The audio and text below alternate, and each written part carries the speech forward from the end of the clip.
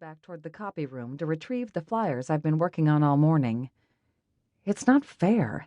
It's so not fair.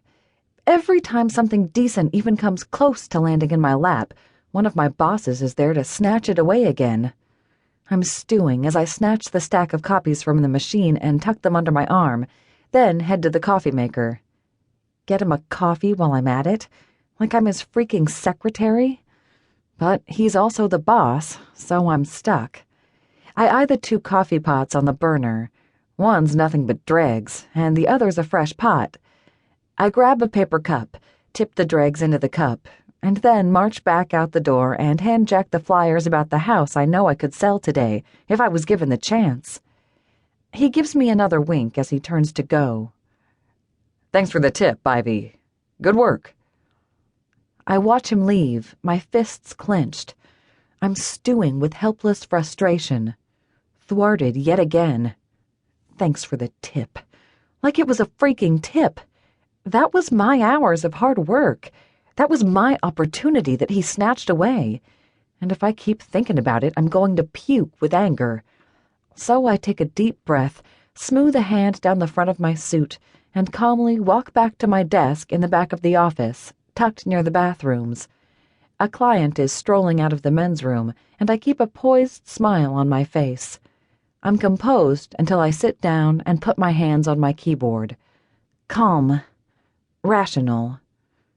The moment the client disappears, I bury my face in my hands. "Uh-oh," Farah says from her desk across the way. "What happened? You were on cloud 9 10 minutes ago. Did something happen to LaDonna?" I take a deep breath and lift my head to look over at my friend. "Jack happened." She wrinkles her nose. "Dumb Jack, Jack, or Winky Jack?" "Winky Jack," I say miserably. "He stole that open house from me and said he'd handle it. What could I do?" "Tell him no?" Farah raises one dark brow at me. "Tell him to do his own work instead of stealing yours?" "He's the boss," I tell Farah with a sigh. "I like being employed." "I don't see how," she says dryly, pulling out a stack of folders on her desk and flipping through them. "They don't leave you enough clients to make a living." "Oh, they do," I say glumly and cross my arms, staring at my laptop. The screen still has a dozen comp listings pulled up from this morning's work, all gone to waste. They leave me with all the clients with bad credit and no money. You need to buy a house with nothing down and a spending limit of 50 grand? Go talk to Ivy. She snorts. That's all she can do, because we both know I'm not wrong. Farah's been with 3 Jacks for 10 years. No clue why she stays. Me, I've been here for 1, and a lot of the time I feel lucky to have that 1. They hired me, fresh off the streets after I got my realtor license, and I didn't have a lick of experience to my name. I was working at an ice cream shop prior to 3 Jacks, something that the bosses like to remind me about all the time. 3 Jacks is a boys' club. I knew it was when I got hired. It's run by Jack Farrington, Dumb Jack, who's older than the hills and has a silver spoon in his mouth.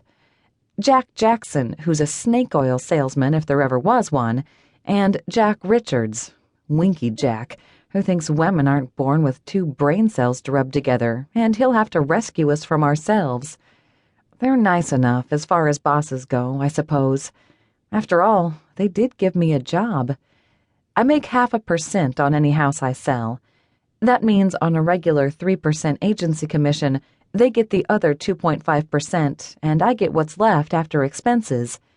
If I sell a house that's 100 grand, I get $500, and the company walks away with the other 2,500.